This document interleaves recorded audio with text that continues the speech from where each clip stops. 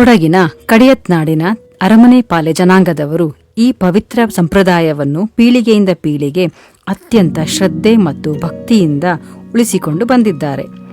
ಕಕ್ಕಡತಜ್ಜಿ ಮತ್ತು ಕೆಳಂಜ ಎಂಬ ದೈವಿಕ ಆಚರಣೆಯು ಕೊಡಗಿನ ಆಷಾಢ ಅಂದರೆ ಕಕ್ಕಡ ತಿಂಗಳ 18ನೇ ದಿನ ಕಳೆದ ನಂತರ ದೈವದ ವೇಷ ಧರಿಸಿ ಆಚರಿಸಲಾಗುತ್ತದೆ. ಪ್ರಥಮವಾಗಿ ಊರಿನ ದೇವಸ್ಥಾನಕ್ಕೆ ತೆರಳಿ ದೇವರಿಗೆ ಪೂಜೆ ಸಲ್ಲಿಸಿ ದೇವತಾ ಆಶೀರ್ವಾದ ಹಾಗೂ ಅಪ್ಪಣೆ ಪಡೆದ ನಂತರವೇ ಮನೆ ಮನೆಗೆ ತೆರಳುವ ಕೆಳಂಜ ಪೊರಪಾಡ್ ಪ್ರಾರಂಭವಾಗುತ್ತದೆ.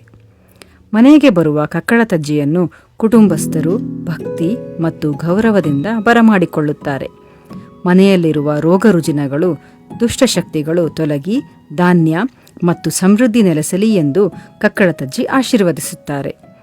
ಕೊಡಗಿನ ಇತರ ಭಾಗದಲ್ಲಿ ಈ ತರಹದ ಹಲವು ಆಚರಣೆಗಳಿದ್ದರೂ ಕಡಿಯತ್ನಾಡಿನ ಅರಮನೆ ಪಾಲೆ ಜನಾಂಗದವರು ನಡೆಸುವ ಈ ನಿರ್ದಿಷ್ಟ ಶೈಲಿಯ ಕಕ್ಕಡತಜ್ಜಿ ಕೆಳಂಜ ಆಚರಣೆ ಮತ್ತು ಭಕ್ತಿಭಾವ ನಿಜಕ್ಕೂ ವಿಶಿಷ್ಟವಾದದ್ದು.